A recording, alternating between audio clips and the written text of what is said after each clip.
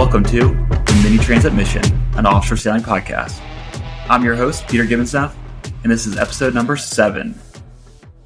Welcome back to another episode where we talk all things related to the Class Mini 650 and the Mini Transat. It is currently Thursday afternoon, October 12th, 2023, and we are recording this from Santa Cruz de la Palma in the Canary Islands. The main topic for this episode is the preparations for the Mini Transat and leg 1 of the race. And to help me out with this episode, we once again have Jane Millman. Jane, welcome again back to the podcast. Thank you very much for having me back. Now, if you guys don't know, Jane is a big part of this campaign. And make sure to go listen to episode number 6, the last episode we have, where we talk with Jane and interview her a little bit about some of her background and her experiences with this campaign.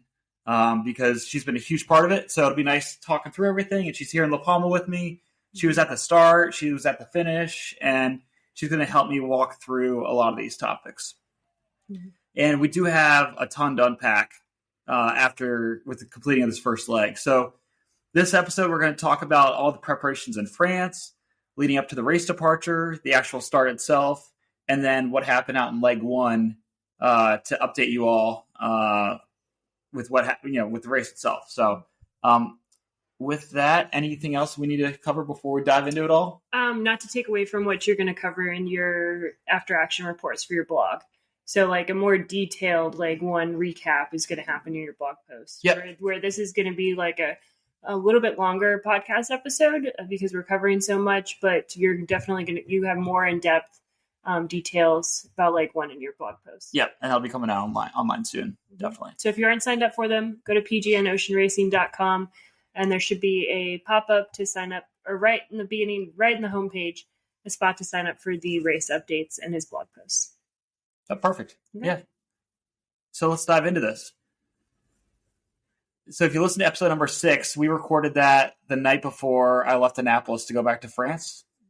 So on August 18th, I flew to France and then made it to Le Trinité-sur-Mer on the west coast that following day. So Le Trinité-sur-Mer is where the boat's been based out of for the last 3 years, where I've been doing keeping the boat, the trailer, and sailing out of. And it's on the west coast of the Bay of Biscay, or the west coast of France on the Bay of Biscay. So when I went back there, that was my final time in Le Trinité. And I had about 3 weeks of final preparations for it, which consisted of, when I got there, the boat was at a shop called CG Marine, which was only about 100 meters. 100 meters from where the trailer is normally stored. So it's the perfect shop, and they've worked on the boat before. They painted the bottom of the boat the previous year. Really good shop. They work on a lot of Class 40s, some of the best Class 40s that are out there, and at any given time, they have anywhere from 2 to 5 Class 40s in the shop. So a Mini is no problem for them. Yeah, very skilled guys. Yeah, very skilled. Yeah, like they were getting ready to cut off the bow and the stern of a Class 40 to reshape it. Basically, they're getting like new shape for those bows. And so that's like their level of expertise is putting on a new bow on a Class 40. So what I had them do was I had them pull the keel out earlier this summer. To check the keel bolts, make sure everything is good with the keel. So they basically put it back in the boat, sealed it all up, tightened the bolts, and then had them repaint the keel as well. So it's that bright orange fluorescent color, which is required by the class. Had new rudders installed, which those rudders had to get made in Argentina by the boat builder at Rio Tecna, get shipped across the Atlantic, and then CG Marine installed them, which might sound easy, but it's a lot of work installing these 2 rudders because they don't come with the holes pre-drilled. They have to put on the gudgeons and brackets and everything. And we had them realign them to make sure that they're perfectly aligned and everything, right? Yeah, because we did some rudder work 2 years ago now, 3 years ago, when you first got the boat. But what we found over those past 2 seasons is that on the starboard side, the pintles were not perfectly aligned. Yeah. And so when you're driving the boat and you're on a port tack and the starboard rudder's in the water, there's a lot of stress. And so we were seeing some vertical cracks in between the 2 gudgeons on the rudder, and which is clearly not great. Yeah. And so we replaced both rudders to make sure that they were structurally ready to go. And we also had them take the old pintles off and realign everything. And so far, everything looks great. And I think they did a wonderful job, and they reinforced things. And yeah, they did a great job. Yeah. Aligning everything, reinforcing everything, getting it set so that it's perfect for going across the Atlantic. Absolutely. So they did a lot of work on that. And then at the same time, while I was at the shop, I had another company work on installing the hydro generator, which is, in addition to the solar panels, now we have a hydro generator that can charge the batteries when you're going fast enough, which is awesome. And we can talk about that too from the race, because that was really the race was the first opportunity I really pushed that to the limit to be able to use it to charge batteries, and it was awesome. So installing the hydro generator, which that included having one bracket on the port side, one bracket on the starboard side of the stern on either side of the hatch that holds where the life raft is. And so there's a lot that goes into the installing the mounts, but then also the wiring as well to make sure the wiring is perfect. And so I had a professional company in the area install that as well. And then they did a great job too, because they were able to pull off, there was a previous motor mount area that was covered by a little piece of wood, and the other motor mount that was pulled off the previous year. Basically, they did some gel coat repair to those areas to make the stern get all cleaned up and polished and nice. And so that looks really, really nice. It looks clean. Yeah, it's clean. It's very clean and neat. And the hydro generator, for those of you that are interested, is a WATC. WAT-NC generator. And this one's specifically designed for the class minis. So it's pretty tiny, but he moves it from starboard to port depending on which tack he's on, which I think is great, because then on the big boats, so on the Imokas, they have the same hydro generators but larger, but they actually have one installed on each side, so they are moving it from side to side. And so, but this one, you move it from side to side, and when you don't use it, you can put it down below where it's safe. So yeah. So and a huge thank you to your supporters and donors who. Thank you to the shooters. At the Corinthian Yacht Club Philadelphia, there's like a shooting group of trap shooters, and they came to one of my presentations that I did there the previous winter, and they pulled through with pulling together some donations that really helped cover that. And then, of course, it ended up going over budget. So combination of that, and then also Fawcett Boat Supplies helping cover some of the costs as well, too. So we were able to get that installed. It wasn't cheap, but it is worth every penny having that additional power. So that was awesome. So thank you to everyone who helped with that. Yep. Additionally, we also had the hull wrap applied, which thank you, Fawcett Boat Supplies, for the awesome hull wrap and for the new sails with the design on them as well. So it's the whole integrated logo to represent, to show off Fawcett Boat Supplies, the additional sponsors we have on there, and then also for U.S. Patriot Sailing. So to really show the world all about U.S. Patriot Sailing in this international event. So really, really proud of the work and the design on that and everything that went into that. But it was great doing that at the yard, because we actually had to lift the boat up out of the trailer. So it was basically held up by two little lifts that lift up at the chain plates for where the shrouds go into, and that to take it off the bunks of the trailer so they could actually apply the hull wrap. Yeah, and that was designed by a company right there in La Trinité, right? The designer was in Lorient, but the group that ASM, it's an abbreviation for the company name ASM, but they are based in Lorient and also in La Trinité, or really next door in Carnac, and they applied it. So they did an awesome job with that. Yeah, I think it looks awesome. It's definitely hard to miss. Yeah, because they did the hull wrap, and then they also painted the sails with those designs as well. Yeah, so it's a great combination. The designer did a beautiful job of balancing Fawcett's and U.S. Patriot Sailing and adding in our additional sponsors. Yeah, no, absolutely. And then, so if that wasn't enough, the final time in La Trinité was also spent with packing up all the gear, getting rid of excess gear material that I didn't need anymore, and then also packing up the trailer for shipping. And with that, because I had a lot of sails over here that I wasn't going to be able to use for the race, but I also wanted to get back home. So I put 2 large waterproof bags and strapped them on top of like sheets of plywood on the trailer in the middle of it, so that we could bring back all the sails on the trailer. Yeah. So between that and then the dock box holding some spare parts and things like that as well. Yeah. To bring back home. Yeah. So that the trailer and the sails and some spare parts are still in France. That is on our to-do list to coordinate the logistics for shipping the trailer back. So if anybody has any connections, we're looking to ship. Yeah, I'm still trying to figure that out. So I was hoping it would be all solidified by now, but to ship it back the initial quotes that we had ended up costing more to ship it back than it cost to ship the trailer and the boat together the first time back in 2021. And so it's some ridiculously high quotes that I just wasn't ready to commit to yet. Yeah, because we could get a new custom trailer for less than what they were trying to quote it on. Yeah. So it's just tough, but I want the trailer. I mean, to get a custom trailer is not cheap. It takes time. We know this trailer works. So it'd be nice to get it back over, plus all the sails and the gear that's on there too. Yeah. It'd be nice to get it back. So that's definitely on the to-do list, is shipping the trailer back soon. But we won't leave the gear there regardless. Yeah. Like we can ship that back ourselves. Yeah, so that was a lot of the preparation. Anything else on the preparation side? I know there was a lot of little things, but a lot of the time was spent in that yard there getting some of those big projects done. The boat was out of the water. Yeah. Until a few days before you departed. Yeah. So launched the boat on 1 September. And the following day, well, before we get into that, launching the boat 1 September, it's funny, being at this port has been it's been great, but also extremely frustrating. Because the first year I was able to stay at the port, then they kicked me out the next year because they said I could only stay there for 1 year.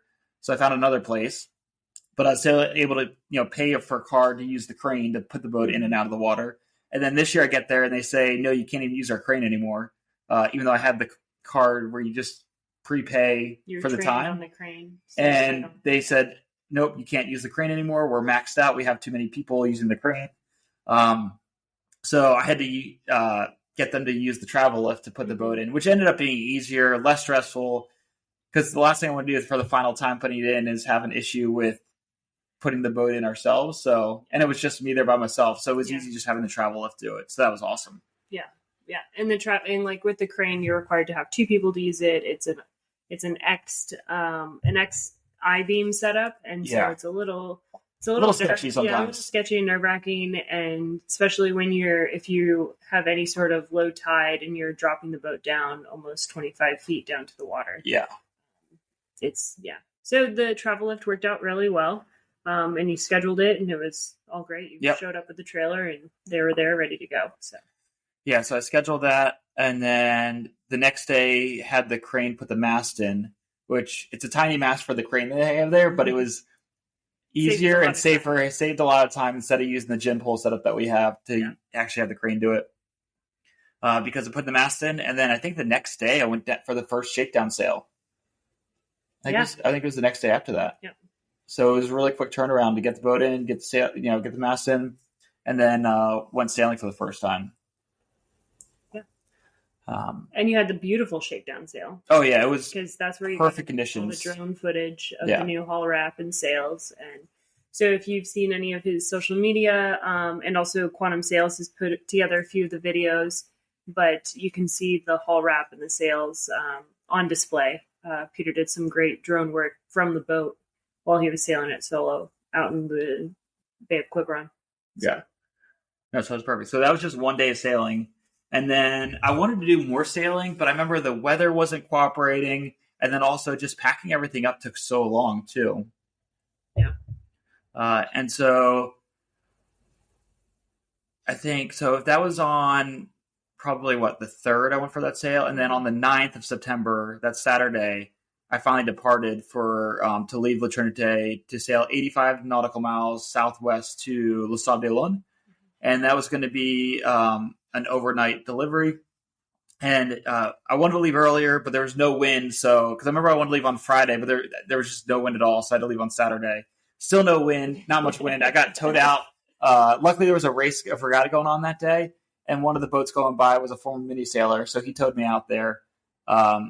So it was a light wind start, but still got out there.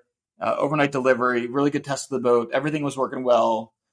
So it's one of those things where I haven't had a lot of time on the boat this season, especially going into the Mini Transat start. But the time that I did have, everything worked really well. The boat was sound. Everything was, it was all systems were good. good. Everything's working well. Yeah. Yeah. It was like the just a plug and play. Like we put the boat away in April when we hauled it out, and we didn't break anything in that race. Yeah. And then putting the boat back together and you sailing down. Plus also that 85-mile delivery took a bit longer than you were planning. It took what, like 26 hours or something like that? I thought it took more than that. Maybe 32 hours? I think it was closer to 32. Yeah, you're right. Because you were out there for a day and a half. It was a long delivery because you just drifted. Yeah. Yeah, because I left Saturday morning and I made it there like Sunday evening at dark when it got at like dusk. Yeah. So it took a while. It was a good test. And then, so I got in Sunday evening, and then on Monday, September 11th, Jane arrived. Mm-hmm. And with Jane arriving, it was awesome having the extra hand to do a lot of boat work, and it was our prep time to get everything all ready. And with that, did everything from repainting the deck numbers to make sure those were bright, because you got to have big, bright deck numbers to make sure the boat can be identified from the air. Replace the masthead light, which wasn't working, thought it wasn't working, replaced the light, and then that wasn't working, and then found one faulty wire somewhere else in the boat. That was really the big issue. So that took some time. Mm-hmm. Replaced 2 of the VHF wires because the VHF radio and AIS were not transmitting as strong as they should have been, which is there's a class rule that they actually test the VHF to see what the transmission is. And there was too much, degradation of the signal. Yeah, the signal was too weak in the wires. And so their tester was showing that basically what you were transmitting and receiving was too low to meet their safety standards. Yeah. Which is really cool to know. I'd never seen that before. And I knew going into this race that we had to do it because I had them tested before 2 years ago. Yeah.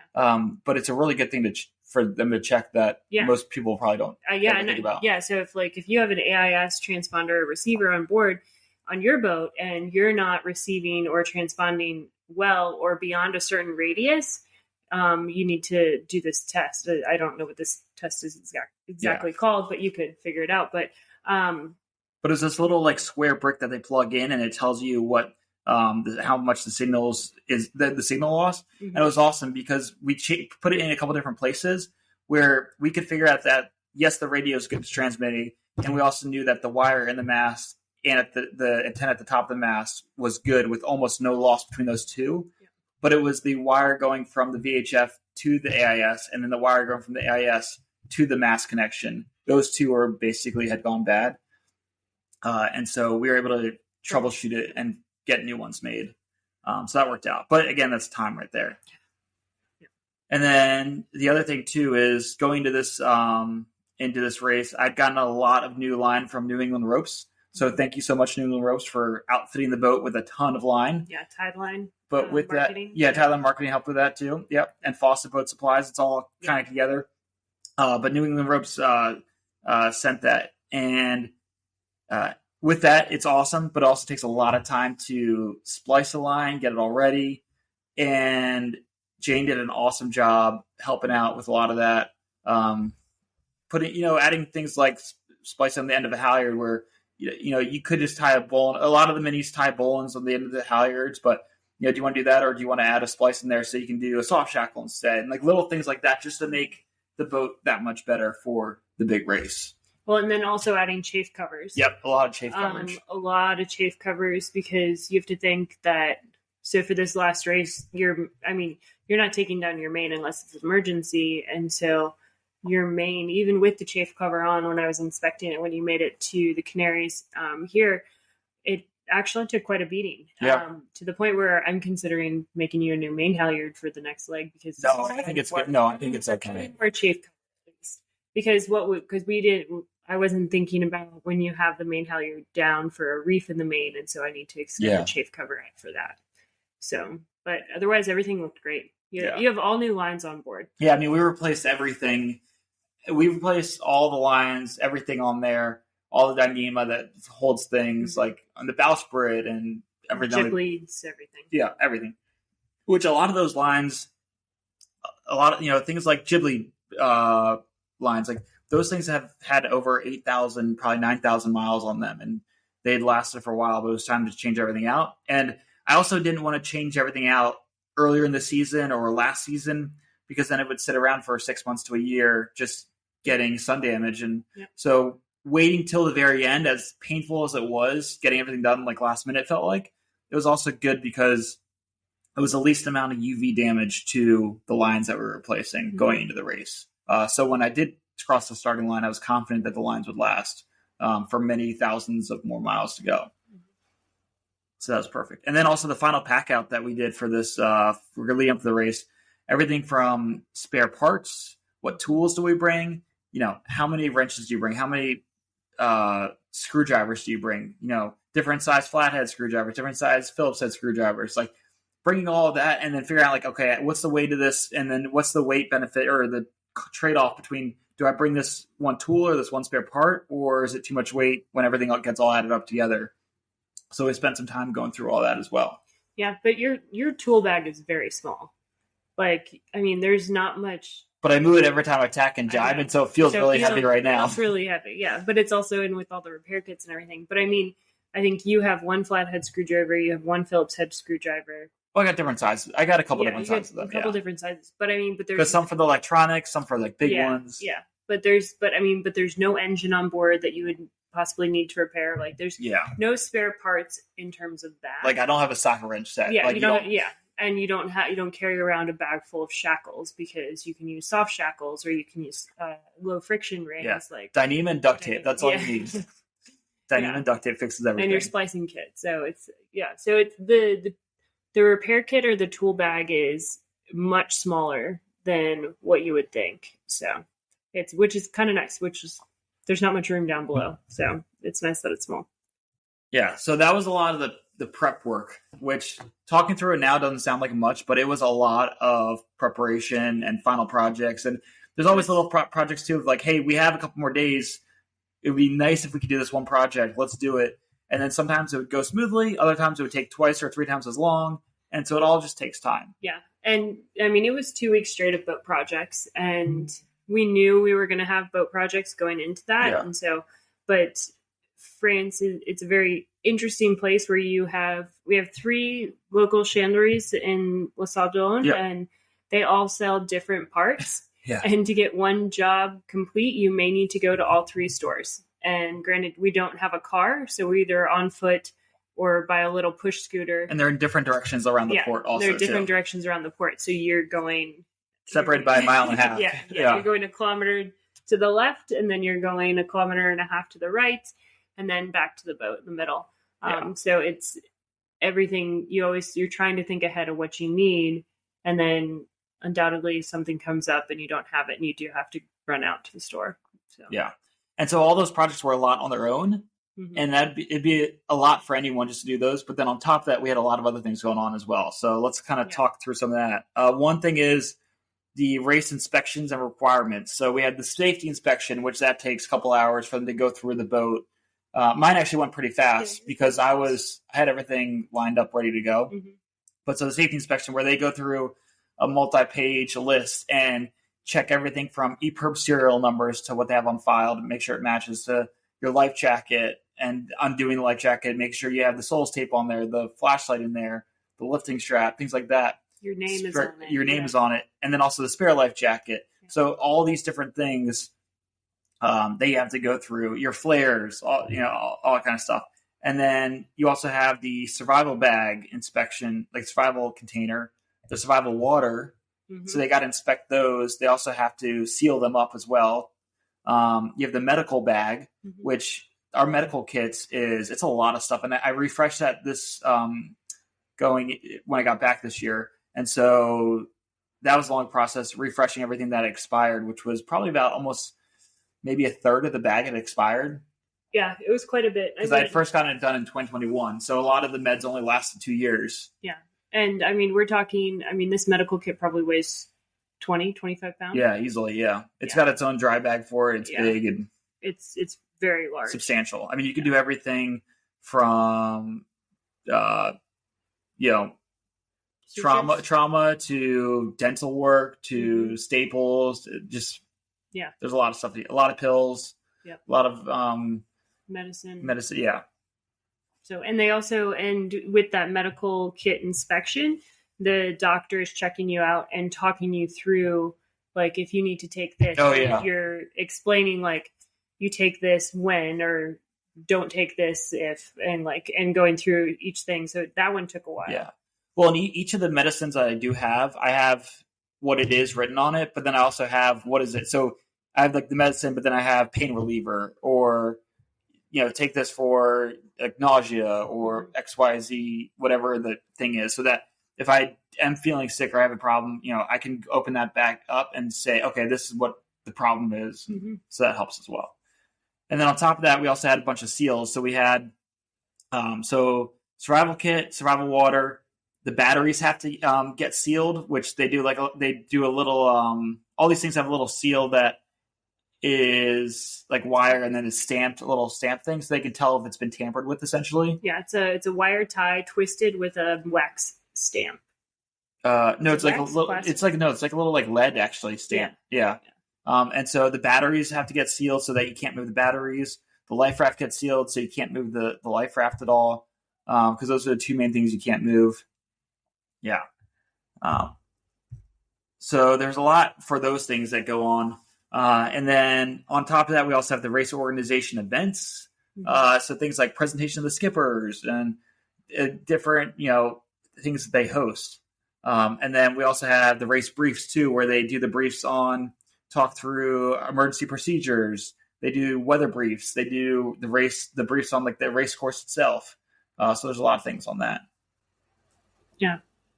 Trying to think if there was something. And they always took way too long. The briefs would last a couple hours sometimes. Yeah. And the amount of questions that a lot of the people would ask just got ridiculous. Just stupid questions that took so much longer than they should have. Well, and then they're first saying the brief in French, and then they're saying, then they have to repeat themselves in English. And so they did do a good job on that. This was the best job they've done on that, though, where they would always do like a sentence or two in French, then translate to English, and they'd have a different person translating to specifically make sure that they would cover it in English as well. Well, it's an international event, so you have 17 different countries represented, and there are several people in the fleet this year that don't speak French. Yeah. And it was, they even had pilots from the search and rescue come and give us a brief from like the pilot perspective of, hey, when we're rescuing you, this is what we need to do. And so there was a lot of information they covered on that. One of the other events is also the prologue, which is kind of like a little import race, like practice race type thing. Mm-hmm. We were supposed to do that a couple of days before the start, but because it was so windy, they ended up canceling that, which I think was perfect because that gave us an extra day to kind of do projects, but also not push myself and like, or break something. I think the race organizers, their biggest fear was that, like, the minis can handle that, but sending the fleet out when it's going to be blowing 20 plus knots. It was, I think it was blowing more than that that day, is that they were worried about people breaking things like 2 days before the start of the race. Yeah. And that's no way to send the fleet off or the morale of everybody to have people come back to the dock or to the pontoon with broken things and then possibly being taken out of the race because you did something, the damage was so severe. Yeah, exactly. So it was a good call. It was a very wise call by the race organizers to cancel the import race or the prologue, but kind of a bummer we didn't get to go out and see the other boats and everything. So. Yeah, and we were going to sail together, too. Yeah. Yeah, so those were some of the main things. And then, the other thing we had is we had the boat christening the day before the start of the race. Well, what was supposed to be the start. So on Saturday, which was awesome. So we had Bernard, who's the co-owner of Fawcett. Mm-hmm. Him and his wife, Mary Chris, came over from Annapolis.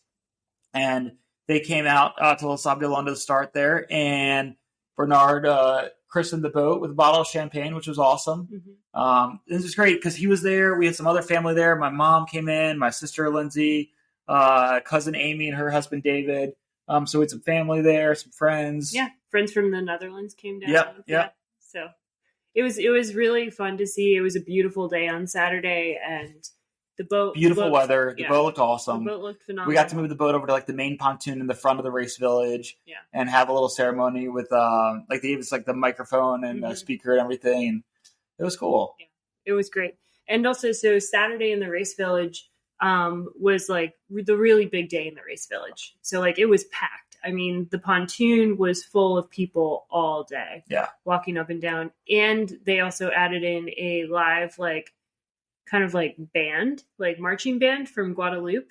Yeah, it was really loud. And so while we're trying to do the christening, there is a drum, basically a drum line with dancers from Guadeloupe, like walking down the pontoon as we're trying to have the christening. So, but it was kind of cool because it set the atmosphere. It was really, really alive. Yeah. And it was so busy, so many people walking up and down the pontoon, asking questions, taking photos. It was really cool. Yeah, no, it was a great day, great event, really awesome, and really thankful for everyone that did make the trip all the way out to come out there to Les Sables on that day. This was great. And then on top of that, so of all those other things, we also have the race village. It's open to guests for about a week and a half leading up to the start, which that was awesome having everyone. They could just walk down the docks. They can walk up to the Mini, see everything. Ask questions. It's great. But I think a part of that's also challenging too, because when you're trying to do some of these projects, balancing interacting with people, but then also, you got to get the work done too is really hard, which I know for me, I struggle with that sometimes because as much as I love seeing some, followers come by or people that are, just seeing the boat for the first time, or maybe they follow you on social media. It's great seeing everyone, but it's also hard too, because sometimes I just get so focused on the projects.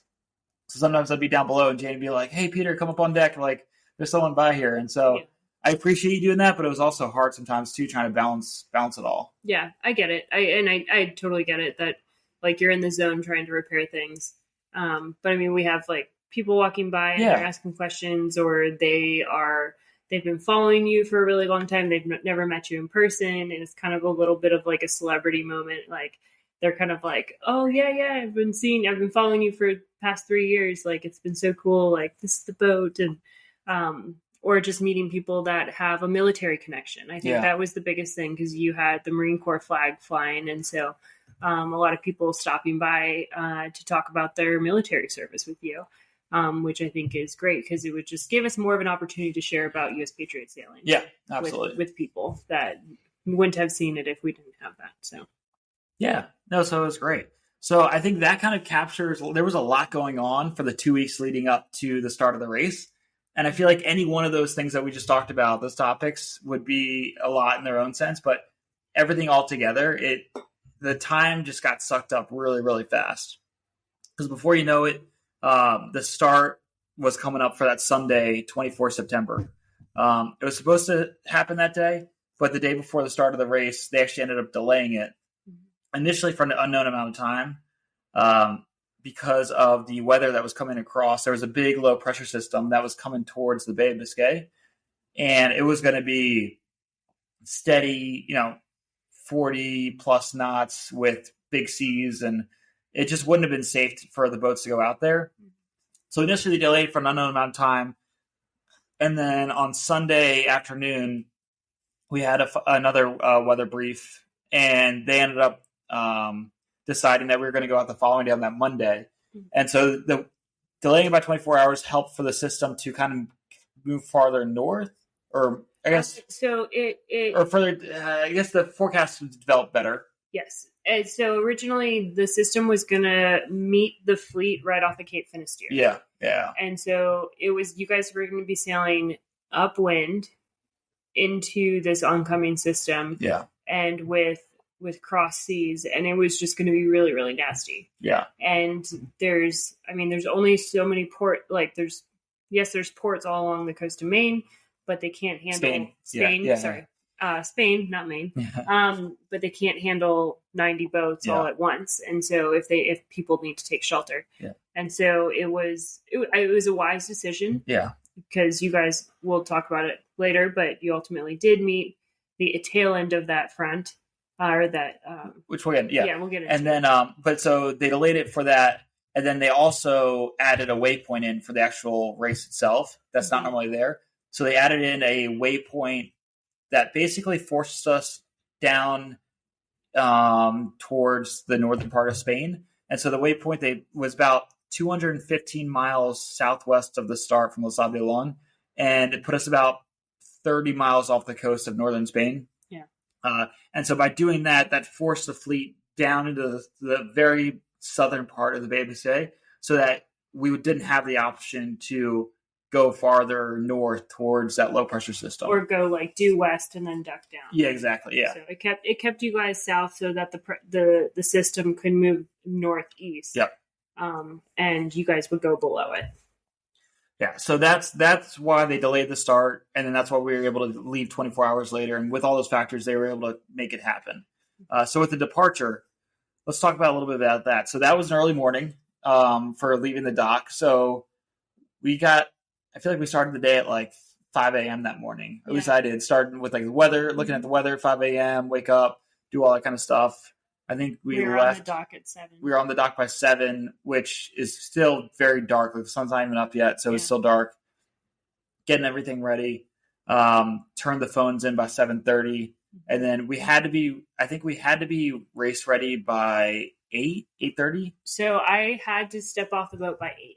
By 8, so I rigged the gym for you while you were turning in your phone, and then I was literally watching my watch, and at like 7:58, I stepped off of the boat. Yeah, because you can't have any extra people on there. Yeah. And so then from 8 to 9, I did like final prep stuff, and from 9 o'clock on, we had to be ready to get towed out. And it's all 90 boats. And remember, we're not allowed to have motors, but you have to get towed out there anyways. And so they did 2 minis per Zodiac. Normally they do 1 mini per Zodiac when they do the race on Sunday, but because it was on Monday, they lost some of their volunteers. So they didn't have as many Zodiac drivers and all the supporters. So they did 2 minis per Zodiac. And they basically started at the end of the dock and worked their way in. So I was kind of 2/3 the way into the dock, so I had to wait a little while. But it worked out. It was nice. Yeah. And got to say bye to everyone, had plenty of time. So I had plenty of time on the dock once the boat was rigged, once I was ready to go, once boats were getting towed out. I feel like we had plenty of time. Yeah. No, I thought it worked out really well.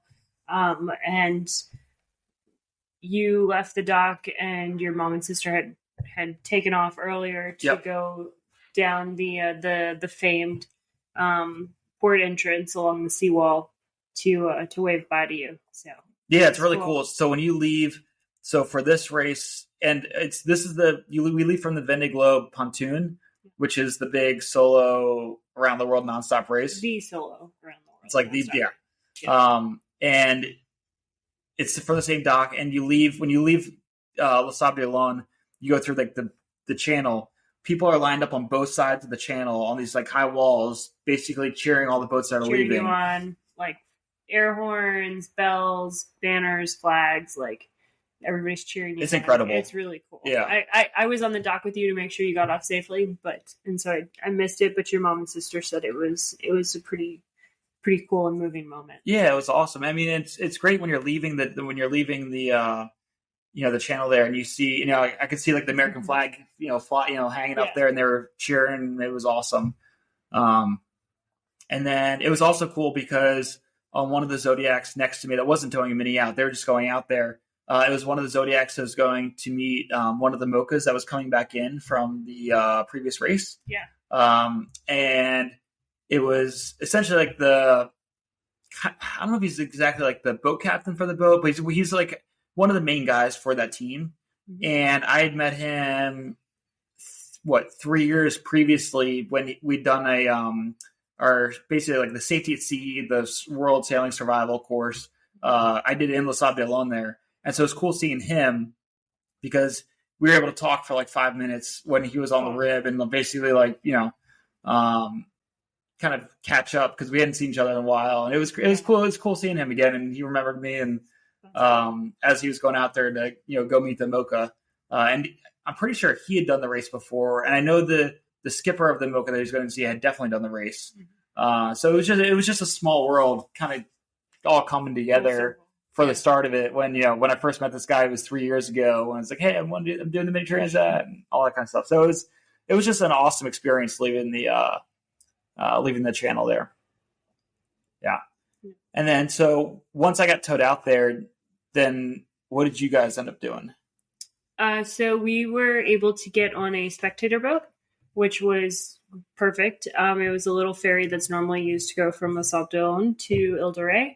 And it was chartered for the day by the race organizers. And we were able to go out there and watch the start. So, I mean, it was a nice day. It was a little cloudy, but you had some nice rolling seas and lighter breeze. I'd say it was like maybe 5 to 8. It was up and down. Yeah. Yeah, it was up. I think at most maybe we saw it like 10. Yeah. So it wasn't really windy. And so, I mean, and to watch the 90 boats on the starting line, like all prepping, it was very cool.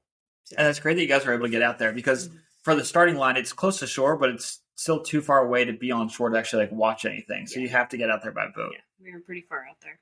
And that was a last minute planned thing too, because the start got moved to Monday.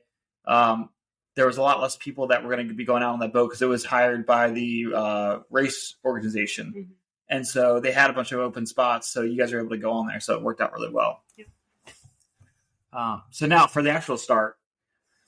So the actual start of the Mini Transat that day, it was initially postponed by a few minutes because the wind kept shifting a lot.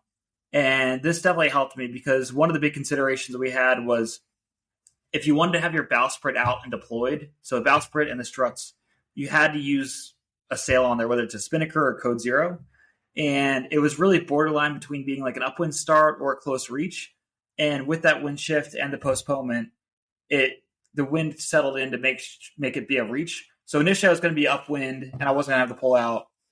But that postponement gave me the opportunity to kind of set everything up, get the code 0 ready, where now I had the spinnaker pull out, struts out, and I had the code 0 still furled but hoisted, ready to go. So now with that, I'm sailing around with the mainsail.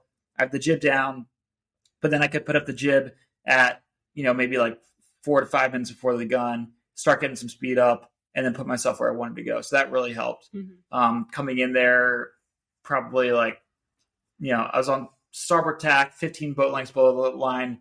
I could tack on a port when I wanted to. And I was basically going for a pin third start port tack. Because if you're on starboard tack, you weren't even crossing the line. So it was port tack favored. Yeah. Yeah. So just about everyone was on port tack. And so with that, I think I had a pretty good start. I was a couple boat lengths below the line, but I was probably one of the top boats to cross the line, one of the first boats to cross the line. Yeah, you were. I think it was a clear start, which was great. So with 90 boats, you can imagine that the starting line is pretty congested. And because it was so pin in favored, I mean, I'm in the spectator boat and we are probably 150 meters below the line. We're well below the fleet. Yeah. I couldn't see you from the spectator boat, but just based on your point of sail of the entire fleet, I could tell how much of a pin in favored start it was. And so because I couldn't see you, that was good news to me because that meant you were up front. Yeah. And then when they announced all clear right after the start, it was such a huge sigh of relief. Manu, who's race organizer. Yeah. He was on the boat with us and had a VHF radio. And so we were listening and it was very, very awesome moment to watch you guys cross the starting line and the boats just take off because the moment like seconds before go, people are unfurling their code zeros and boats are just accelerating and taking off. It was really cool. Yeah. And I think I unfurled my code 0 probably maybe like 15 seconds ago, I think. Mm-hmm. So by the time the gun went off, I think I was going pretty fast, had good speed off the line, getting there. Air was kind of clear. It was good. It was good enough for what I needed. The hard thing is one boat that started behind me and just to weather was the boat that ended up winning this leg as a prototype. And he quickly passed me. I mean, it's a semi-foiling boat and that's perfect conditions for that thing. Mm-hmm. So I got some bad wind from him initially and then so good speed coming off the line, good position. And then if you look at the tracker, you'll see I basically just got rolled by the fleet. And to say I was frustrated is an understatement. It was very it was hard to spend 3 years getting ready for this big race just to get rolled right off the line. And the biggest challenge I had is my boat really struggles on the close reach. I mean, we were on such a close reach that it was almost upwind. And my boat, some of the other boats are able to sail that close of a reach and keep their speed up, but I can't on my RG. And so what I should have done was either furl the code 0 and go with the jib and go more for an upwind sail, or I should have bore off maybe 10 degrees and gone reaching, which would have felt like I was sailing away from the fleet. But if you look at it, it really wouldn't have been that much farther. But I tried matching the angle for too long. And my boat, you really got to sail the angles that the boat wants to sail. So it was a really painful start and really frustrating. And it was just hard because I felt like on the starting line, I was letting everyone down that had been, following the campaign or the supporters and everyone like that by basically being in the back of the pack right away. It was really hard to swallow that and to know that I have a long ways to go. But then also, I knew I also had, it was the start of a race that's 1,350 miles long. So, there's a lot of miles to make up some ground. But yeah, it was a tough way to start the race that I'd been building up for so long to do. Yeah. You didn't let anybody down. I think it was getting to the starting line and crossing the starting line. I mean, on the boat, personally, I was tearing up for you because it's like what we've worked so hard to get you there. And yes, it'd be great to do well in the race, but also this is like just starting crossing the starting line is the biggest part. I think that's like one of the biggest hurdles. Just getting to the starting line and crossing is a lot of times harder than the actual race itself. Yeah, with 90 boats, with 6 foot plus bowsprit sticking out, not hitting anybody, and these boats don't react on a dime, turn on a dime. They're a little bit slower to turn, and so just crossing the starting line free and clear and not hitting anybody and taking off, and it is a long leg. I mean, it's took you over 11 days. It's a long time. So it's okay. It's okay. So going forward for the next start in 2 weeks, are you going to have a little reminder for yourself? Sail the boat's angles? Yes. Sail the angles that are right for the boat and be okay with, it might feel like you're sailing away from the fleet, but VMG wise, it's better for the boat to sail what it needs to sail. And also try to factor that into the route planning too, because maybe I want to go to the other side of the course, or maybe I want to go over to another part and it'll get me there faster by doing that. So no, definitely. So that was the start. And then for the next 11 days, I basically I had no form of communications with the outside world. Mm-hmm. And so I spent, that time racing the boat as hard as I could, pushing it. But also Jane was doing the updates online on social media, sending out some emails, trying to see what was happening based off the race tracker, give you guys a little bit of an update. But let's kind of talk about some of this leg, answer some questions, kind of talk through some different details to bring you all up to speed that you probably couldn't tell from the tracker itself. So let's get into it. Yeah. So, okay. So from what we could see on the tracker, we never really saw any wind speeds above, I'd say 25 knots, I would say an average. And so, which was really misleading when we got the news that Federico, he had lost his rig. Yeah, with DMG Mori. DMG Mori, one of our friends, and he lost his rig before he even reached Cape Finisterre. And so we're just shocked when they said, when he reported, 35 knots gusting to 40. And I'm looking at all the weather down and everything. I was I am not seeing that anywhere. And to put in perspective, he a couple hours before he got dismasted, he crossed behind me. We were sailing upwind. He crossed behind me, maybe a mile behind me, half a mile behind me. So we were in the same area for a lot of it. Yeah, same weather system. So what kind of wind speeds were you really seeing out there? So as we were leaving the Bay of Biscay, we knew there was a front coming through, and it ended up, let's see. So I rounded the wake. So in the morning, around morning of day 3 at about like 9-ish. I rounded the waypoint in the southern part of the Bay of Biscay and then started heading west along the coast of northern Spain. I'm basically trying to get around that northwest Spain area. And I remember I tacked at one point. It was blowing 20, then started increasing to like 25. And then it very quickly jumped up to the 30s. And for a couple hours, I would say maybe 6 hours, it was steady 30, 32 knots. For a little bit of that time, it was steady 35 knots. So steady 35 knots, gusting to over 40 knots, and just beating upwind with big seas. I think they were probably close to like 3-meter seas. Yeah. I mean, they were big. The boat. Yeah.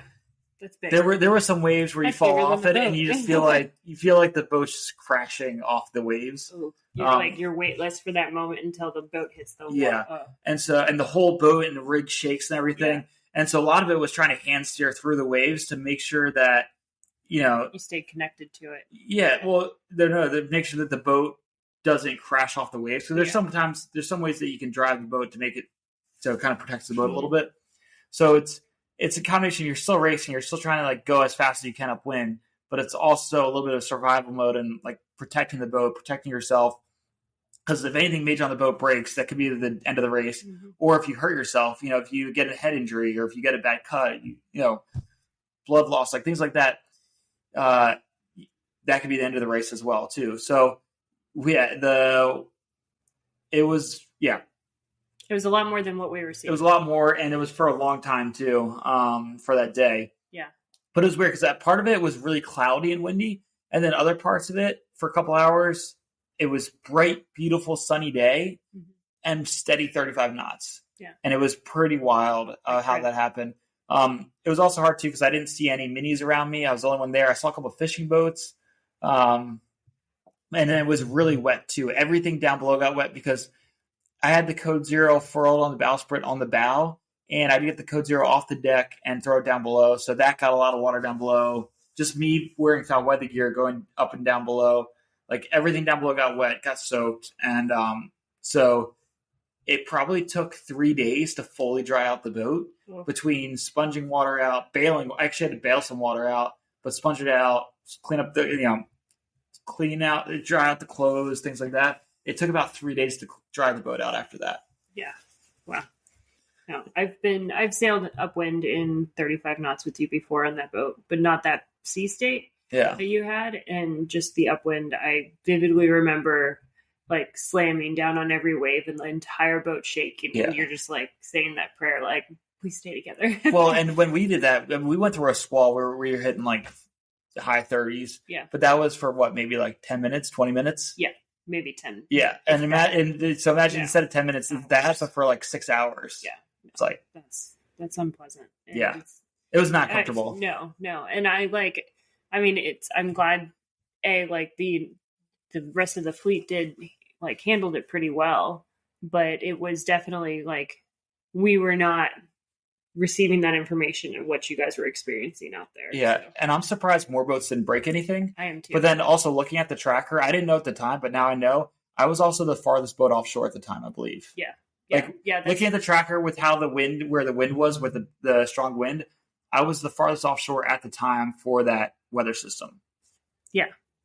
So yeah, I know I think that's when I was looking at your tracker and I was thinking that you were taking the flyer kind of in the northern route of the fleet to go around the TSS at the Cape Finisterre. But then the moment I published that, I was like, you tacked over and you started heading south. And it was like, oh, nope, he's going inside Cape Finisterre. No, the real reason why I was going there was because I was riding it was slowly shifting left throughout the entire day. And so I was riding a lift throughout the entire day. Yeah. And then I got a little bit and I'd been wanting to tack to go closer to shore, but I didn't want to tack while I was getting lifted that whole time. So I kind of waited for a little bit of a header, but then also to tack the boat in when it's blowing 35, gusting over 40. It's not a comfortable thing to tack, and it's a lot of work. And I wasn't ready to tack until I really wanted to tack. And so that was another part of it too, where when you're in survival mode, that's not a great time to tack the boat. No. And because then I also got to pull off the inner forestay, I got to remove that, which that was helping stabilize the boat. There's a lot of things that I had to do. It's risky. Yeah. Yeah. Tacking in that kind of breeze is risky. Yeah. You can break something. Yeah. You can break something. You can injure yourself. Definitely. Yeah. Okay. Well, speaking of forecasts and what we were seeing was different than what you were experiencing. How do you get your weather forecasts and updates while you're out there? So when we're out there, sometimes you can get a little bit of weather from the VHF radio if you're close enough to land. Sometimes I was able to get a few from Spain that way, but we don't have any satellite communications. We can't download weather forecasts, things like that. So the main way we get it is through the race organization, and once a day at 1500 UTC every day they do a radio broadcast over the single sideband radio. So we all have these single sideband radio receivers that are kind of just like a little weather radio. It just looks like a normal radio. Yeah, you just buy online. FM radio. Yeah, it's AM FM radio, but it picks up the single sideband, like the frequencies and everything like that. And so they do a weather forecast in French, and then it follows up with a weather forecast in English. And so they kind of talk through the big picture. Hey, what's the next, I think, like 5 days out of the weather system? So high pressure systems, low pressure systems, where are the fronts, kind of big picture like that. And then they also have designated grid squares for the race area where they'll do at the center of that grid, they'll give you the wind speed, the wind direction, the pressure, sea state if it's above like 2 meters, and they'll do different like areas of like point forecasts depending on where the fleet is and where the fleet's going. So they do all that, and then at the end of it, they also do the rankings for the prototypes in the series. So you can kind of see how you're doing within the fleet. Now you can't tell on my left or right of boats, but you can tell how many miles you have to the finish line, and that's how they do it for it. But those weather forecasts are really important because that's really the only way you could tell you can get the updates. And then the other thing too is, the first couple of days when you're out at sea, you get the forecast that you get with the grip files before you leave the dock are pretty good. But once you get past that fifth day, the importance of those weather forecasts are, they just become that much more important because that's all you can rely on. Yeah, they're crucial for you to have. Yeah. So you have a grid pattern, and they're giving the forecast for like the middle of the grid based on where the fleet is. And they're big grids too. It's not like a lat long grid. It's like multiple lat long grids together that might be 60 miles by 60 miles, or depending on where it is. Yeah. They have different size boxes also. Yeah. Okay. Which can be very different. And it's also hard too, because sometimes in that grid, in that box, there might be, let's say there's a ridge. Mm-hmm. On one side of that ridge, there might be wind. On the other side, there might not be wind. But depending on where that is within the box, they might say, hey, it's blowing 12 knots there, or it's blowing 0 knots. But that's not representative of the whole area. So it's a hard forecast to really to use accurately. Yeah. So you're listening really well to this, sometimes recording it. So I'm recording every one. So I have a little recorder that I actually plug in with a cable into the radio that records it, so I can play it back if I miss anything. Okay.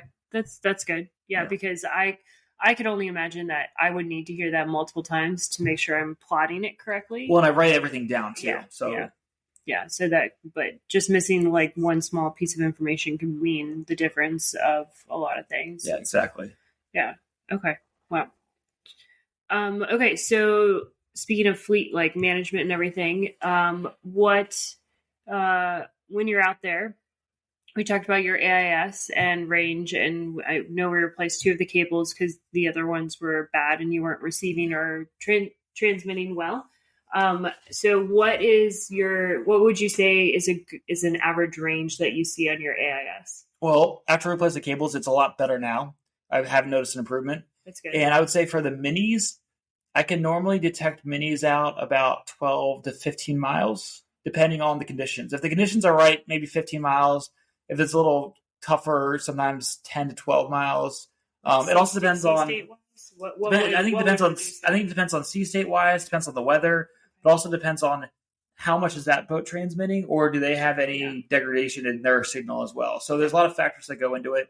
But so anywhere from like 8 to 15 miles for a Mini I can see.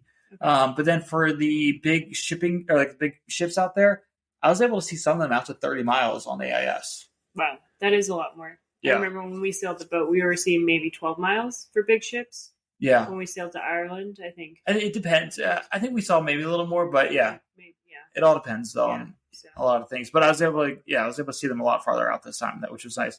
But that's important though. So when you can see the Minis, when we talk about like managing the fleet, and a big part of this race is not just the weather, but also managing the fleet so you don't sail off by yourself. Mm-hmm. There were a few times where I lost all of the Minis on my AIS tracker, and so I couldn't see anyone else around me. And that's always hard because now you don't know where the fleet's necessarily going. And it's very possible to not see any Minis for days out there. And it's hard because, one, you're sailing off by yourself, and that's generally not a good idea because you're probably not going to the right area. But then also it's hard to sail the boat as hard when there's no boats around. Whereas when you can see a boat on the tracker, you can see, okay, am I the same speed as them? Am I faster than them? Am I slower? Yeah, what's their heading? What's my heading? And then you can also see when the wind gets light, like there was times where I was checking the other boats to see, are they going 0 or like 1 knot, whereas I'm going 5 knots. That means they're in an area of no wind. I don't want to go into that area with no wind. So there's a lot of fleet management like that too with the AIS. Okay. What was your visibility for like naked eye? Like maybe 4 miles. Like to see a Mini on the horizon at 4 miles is hard. Okay. So when you're looking at the tracker, I can't see a lot of the boats actually on the horizon. Okay. Yeah, I mean, just here off of La Palma, I mean, what we've come to learn, it's the dust from the Saharan desert, is that visibility is maybe, 1.5 miles, 2 miles? Yeah. It's really low. And that happens out there a lot too. Yeah. Well, yeah. Yeah. And so that makes it really hard. So you are relying a lot on the AIS. Yeah. So. Okay. And the masts are only about 35 feet out of the water, so you can't see that from very far. Yeah. Okay, so you just sailed over 1,300 miles. Did anything break? Overall, nothing major broke. The boat did really well, held up well, even through beating up wind in 35 to 40 plus knots. The one thing that I did bend a strut, which the struts support the line that supports the spinnaker pole. Mm-hmm. And the struts go out on either side. There's one on either side. One of those did bend, and it essentially broke. When I was on a close reach on day 2, I believe. And it sucks because it was a brand new one that I just bought. So I was really not happy about that. But luckily I had other ones, backup ones. So I was able to switch that out. But that's the only thing that really broke on the boat. The other things that broke was my MP3 player, which that got wet. And so I only had music and like podcasts and audiobook for the first 3 days. And then the rest of the race, I had nothing to listen to. So that sucked. That's hard. And then my sunglasses also broke because I stepped on them in the deck. They're basically, I think they were on the deck, and somehow I stepped on them I stepped on something that I think hit them, and so they got bent. And so for the rest of the race, I basically had sunglasses I couldn't do any sail changes wearing them. I couldn't move around. They'd only stay on my head when I was just basically sitting there driving. Yeah. But I did take them off anytime I had to like look down because they'd fall off my face. Ugh. Yeah. Yeah, the music part, like I know we loaded that MP3 player up with a lot of music. That would be really hard for me. Yeah. I need something to distract my mind because otherwise I would be going down rabbit holes of all sorts out there by myself. No, it wasn't hard. And the MP3 player is hard too because you got to think about it. You can't have any devices that can connect to like satellite communications. You can't have anything that has an internal GPS in it. So if you have anything that shows your location that's immediately illegal, you can't have that. So finding the right MP3 player and then having it break was just really sad. So we've ordered you 2 for this next leg. You'll have a backup one in a dry bag that you can pull out in case of emergencies. Yeah. And the one that I had broke, it was from water damage, but it must have either been when I was charging or maybe I touched it once with maybe a little bit of a wet hand. And so I don't know. But overall, it didn't look that bad, but it just stopped working. Yeah. And it was really probably 6 hours after going through the front. So, yeah. And it's really hard if there's anybody making MP3 players, it's really hard to find a good waterproof MP3 player that accepts Spotify, Amazon Music, Audible, like apps, because who actually has MP3s like of music now? Yeah, downloaded. Like, we don't have Napster anymore. Like, we can't download music like we used to, and so that's why we need the platforms, and so it's been hard. So, but we're setting you up for success for this next leg. So, no, exactly. Yeah. And then how did you manage sleep on this leg? So for sleep, I feel like normally when I'm close to shore, normally I'm just taking like a series of like 10 to 12 minute naps, just for time, speed, distance wise. If you sleep more than that, it's really easy to get run over by a fishing boat. A lot of the fishing boats in the Bay Biscay sometimes don't have their AIS on, or if they do, they still ignore you. But I felt like I was able to sleep longer when I got farther off from shore in this race than I had previously. Okay. What do you mean by longer? The longest I think I slept was probably 35 minutes in this race for one nap. But I feel like I took a lot more 25 to 30 minute long naps. Because one, I didn't see any boats that were not on AIS the whole time. The big ships I can see from 30 miles out. So that helps a lot. And they did a great job of avoiding us. The other minis, if you're close to a mini, you don't necessarily want to sleep too much because it's really easy to run into them. But if you're separated by a couple miles, it's not as bad. Yeah. But I felt a lot, it's all about risk management. How long are you willing to actually sleep? And so I felt like with risk wise, I was able to sleep longer and it was still safe to be able to do so. So it felt good for this race. That's good. Yeah. That's great to hear that you got a little bit more sleep. Yeah. Like a 35-minute nap sounds like reasonable. And that was amazing. Like a 35-minute nap was just like unbelievable. Yeah. So cool. So what the big takeaway is AIS strength, transmitting and receiving strength. That really helped. But I think it was also the conditions of the race course and like where we were sailing also too. It also depends too. Like I'm not going to, if I'm crossing in front or behind of a TSS, I'm not taking a nap at all. So there's things like that. There's different areas where you can't really sleep that much. Yeah. But when you're off the coast of Morocco and like you're off the coast of Africa, 200 miles off there, 200 miles offshore, there's no shipping traffic lanes. Like you are out there. Yeah. Good. Okay. So I changed my flight to arrive here in La Palma. Yep. I was supposed to be here on Tuesday, October 3rd, with your original routing arrival being, I think it was like the 5th or the 6th. And so then I changed that because you were going really, really slow. The whole fleet was going slow, not just you. The whole fleet was going really slow. And I changed it to arrive on Friday, what day was that? I forgot. But I don't remember. Yeah. So, and there was times where I thought you were going to beat me here, but you didn't, unfortunately, because of this bubble around the island that was brutal. To watch the entire fleet get like within a 20-mile radius of the island and just come to a screeching halt. The last 15 miles of the race, I drifted in at about 1 knot of current. It was really brutal. It was really brutal. But we are here in La Palma now. The beautiful island is what they call it, the Bonita. So it's tell us about La Palma. Yeah, so La Palma. So it's the farthest west island in the Canaries. Which, if you don't know where the Canaries are, we are down off the coast, like west side of Africa. Northwest side. Yeah, like northwest side of Africa. And the farthest east island of the Canaries is only like 50 miles off the coast of Africa. But we are pretty far west of that, though. Yep. So, but it's a great spot for a stopover for this race, because it takes us down south and gets us into the trade winds that'll go across, but it's also the farthest west island, so we're kind of a little bit farther offshore already. Yeah, you don't have to dodge through islands. Yeah, and it's a cool island because it's made from a lot of it's a volcanic island, and so the sandy beaches are actually black lava sand, which is kind of cool to see. And not active lava. It's old lava rock. Yeah, old lava rock. Yeah, turned into sand. Yeah. But this does have an active volcano on this island, though, that did erupt 2 years ago when the race was here. Yep. So luckily that's not going off right now. Yeah. So It's a beautiful island. Yeah. The highest peak being about 8,000 feet. Yeah. So 2,400 meters. And we were there yesterday. Yep. Jane and I drove up there. Yep. It's a great car ride up there. Yeah. So it took us an hour and a half to go 12 kilometers inland.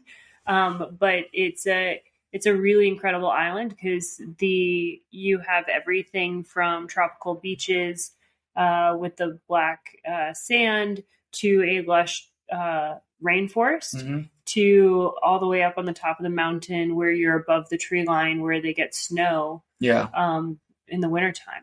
And then also like desert. There's also like desert environment too. Yeah. And the vegetation was incredible to see just change throughout the drive. And the previous day we drove around the north part of the island to the west side. And so a lot of parts of the west side are a lot more like deserty, I feel like. And just different parts of the island just feel like different countries almost. It just felt so different depending on where you're at and the elevation you're at and what side of the island you're at too. Yeah, definitely.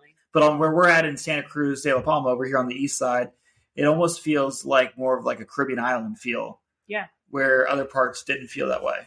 Just a lot of hills. Yeah. Like because you're walking up and down, you're walking up the hill and then down the hill. Everywhere you go. Where Caribbean it's a little bit flatter, but but absolutely beautiful. Spanish cuisine. The people have been really nice. What's surprised you the most about this island so far? I think the 8,000 foot peak. Yeah. Because you really can't see that as you're when I flew in or just being on the beach, like you can't see it, and it's pretty wild. And I think the other thing too is up there in that peak. Something I didn't know is this is one of the best spots for astronomy and for observation, and they have a bunch of telescopes. How many telescopes do they have? 12 big telescopes up there. Yeah. Hosted, I think, by a conglomerate of several different international countries around the world. And so that was really cool. We went to the visitor center and saw that yesterday. Just to get a little history. And we love to travel and learn more about where we are. And I thought that was a really cool way to learn about the island. Yeah, it's really interesting seeing that. The island has a lot of history too. Yeah. So if you haven't been to La Palma or the Canaries before. We saw a replica of the Christopher Columbus. Oh, yeah, Santa Maria. Yeah. Yeah, which today is officially Columbus Day, which is celebrated here in Spain. It's a national holiday. Also serves as the Armed Forces Day, and so it's a bank holiday today here in Spain. But it was... so a lot of history, and it's been an interesting island, just seeing everything. And I really didn't know much about the island itself before coming here. And it's funny, I've been so focused on the race itself and like the weather for getting here, but not actually getting here. But like actually getting to the island and seeing about like the history of it and what it's all about. It's been fascinating to learn all about it. So La Palma's been a great place for the stopover, and we have about 2.5 weeks, 3 weeks between finishing and the actual restart because we 2.5. Yeah, because we start the next leg on October 28th. Yep. Yeah. So, which will be here before we know it. Yeah. Yep. All right, so I think that's a lot of details that we just covered. Anything else we need to go over or that we missed? So one thing I forgot to mention or ask you about was food-wise. Mm-hmm. So I know we loaded you up with almost 45 pounds of food. Yeah. Or 40 pounds of freeze-dried food. How did that go? How did it taste? Oh, yeah. So 11 days at sea eating freeze-dried food. So I do a lot of freeze-dried food. I plan about 3.5 meals a day. So sometimes I do 3 meals, sometimes I do 4 meals. I've been doing the expedition foods, which I really like. They've been good. For most of the meals, I do like the 450 calorie range. And then I have a couple that are at the 800 calorie and a few that are at the 1,000 calorie, kind of more as a backup. Whereas, if I need to stock up on calories ahead of a storm or after a storm to replenish calories, it's nice having a few big meals that you can just dive into to kind of get your energy back up. So that was really good. I really like the meals. It's funny, the more time I spend at sea, the more I actually like the meals. So by the 9th, 10th, 11th day out there, like the freeze-dried food tastes so good. But the terrible thing was I ended up running out of snacks and chocolate and junk food on this trip because the first 3 days of the race, I ate so much of it. And then when I was going through the front, coming out of the Bay Biscay, some of the food actually got destroyed because I didn't put it away as well as I should have. And it got in one of like the bilge areas. And so like all the chocolate just got destroyed. That wasn't really sealed up well. Yeah. And so that was a tough loss there. Yeah. That's a hard pill to swallow. Yeah. So for the last week, last 6 to 7 days of this race, I didn't have any snacks or junk food or anything like that to kind of help. No sugar boost so it's just freeze-dried food. Oh, that is difficult. And you really enjoy your chocolate when you're offshore. Yep. It gives you that little dopamine and energy. So that is brutal. So we've already talked about ways to store it better for the next leg and to portion it out so it lasts you. Yeah, exactly. I know. I'm going to portion it out. You're going to portion it out, and when there's no wind, to scale back on the snacking. So I just tried to do the Cookie Monster out there. It's so good. Yeah, because it's no wind. You're like bored. You're just like snacking away and everything. So, yeah. No, it's tough. Yeah. So no, great thing. All right. Anything else that we need to go over? I don't think so. It was, you did a great job covering it. And again, you'll go into more detail in the blog post, which I think you do a really great job of that. So, and videos, and you'll show videos in the blog post because you got a lot of that too. So that's cool. Okay. Well, thank you for joining me on this episode, Jane. You're welcome. I appreciate the help. Glad to be here. Appreciate the help with getting the boat ready and being there for the start and the finish. And then also on this podcast, it's been awesome having your support here. So thank you for that. But with that, this is it for episode number 7. So don't forget, as Jane mentioned, sign up for the emails at pgnoceanracing.com. We have the new After Action Report blog post coming out soon, where we'll do a full breakdown of the race. Also, if you want to support this campaign, please donate. We are still looking for more donations to help cover many of the costs that go into this. There's 2 great ways to do it. One is through uspatriotsailing.org. You can do a tax-deductible donation on there, or through the GoFundMe page that I have set up. And you can find both those through my website as well, pgnoceanracing.com. Yeah, and we're about 50% to our goal for the it takes. We've had a lot of great donations, but it takes a lot to make this happen financially. Yeah, and and it's in a lot of, and unfortunately, like, I don't want to say surprises, but expenses. Yeah, there's always things that pop up that you just not planned for expense wise. Yeah. And also, I don't have a job right now. Like, I'm not working in terms of like, this is what I'm doing. I'm focused on this right now. So, and you're putting like your life savings. Basically. But then also, if you are listening to this on Spotify or Apple Podcasts or wherever you listen, make sure you hit the follow or subscribe button. I will definitely be doing more podcasts going forward, more episodes. I apologize for how long it's taken to get this one out. But I'm definitely going to be doing more episodes coming out soon. And make sure you leave a review on there as well. Follow this campaign on social media. So Facebook, Instagram, YouTube, at PGN Ocean Racing. And then let me know what you want to hear about, or if you have any questions. You can email me, peter@pgnoceanracing.com. And I'm always interested to hear about your ideas, what you want to hear about, any questions you have. Happy to answer them. Looking forward to hearing what you guys think. Yeah. And while he's out racing, I send out blog posts and email updates and social media. So you can also email me while he's racing, because he won't be responding to you out of office for a while. So. Well, with that, I think it's time for us to go get some dinner. Yes. And thank you all for listening to the Mini Transat Mission.